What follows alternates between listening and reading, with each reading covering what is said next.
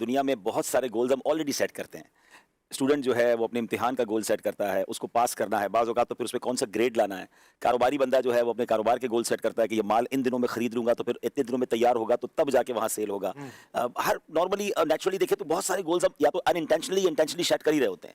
نوجوان کر رہے ہوتے ہیں, بزرگ کر رہے ہوتے ہیں, ڈاکٹر کے پاس جاتے ہیں, ڈاکٹر ہماری صحت کے گول سیٹ کر رہا ہوتا ہے کہ اتنے دن آپ نے دوائی کھانی ہے.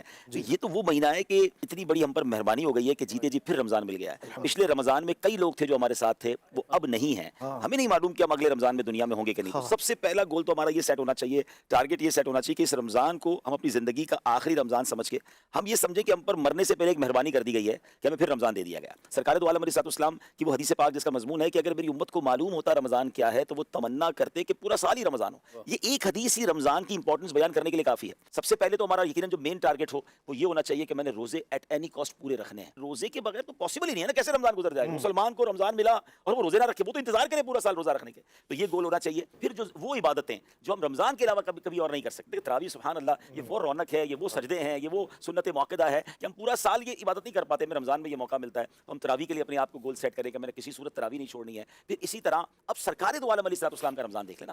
لیکن ایک مومن کے لیے سب سے مین چیز یہ ہے کہ نبی پاک علیہ السلام رمضان کیسے گزارتے تھے. سرکار دو عالم علیہ السلام رمضان میں خوب سخاوت فرماتے, اچھا, اور اس میں ہر آنے والے سائل کو عطا فرماتے. تو اگر میں اور آپ یہ بھی گول سیٹ کر دیں کہ اپنی اپنی حیثیت کے مطابق ہم انشاءاللہ رمضان میں خوب سخاوت کریں گے, اور یہ بات طے ہے ناظرین, اللہ کی راہ میں خرچ کرنے سے مال کم نہیں ہوتا, اور ماہ رمضان میں جہاں نیکیوں کا اجر بڑھ جائے گا تو آپ کے صدقے کا اجر بھی بڑھ جائے گا. تو آپ دیتے رہیے اور پھر اپنی آنکھوں سے دیکھتے رہیے کہ اللہ اس میں اضافہ کرے. اسی طرح درود شریف کا اگر سیٹ کر لیں, تلاوت کا کر لیں کہ میں اگر 3 قرآن ختم کرنے ہیں تو مجھے روزانہ کتنے پارے پڑھنے ہوں گے, آپ کیلکولیشن کے ساتھ چلیں تو آپ کے لیے کچھ چیز بوجھ نہیں بنے. ایسے ہی آپ ہر نماز کے بعد کوئی گول سیٹ کر لیں کہ میں نے یہ تسبیحات پڑھنی ہے, اتنے درود پاک پڑھنے ہیں. اگر آپ نے پورا قرآن پڑھنا ہے تو روز کا 1 پارہ پڑھنا ہے, زیادہ پڑھنا ہے تو ہر نماز کے بعد 1 پارہ قرآن پاک پڑھ لیں.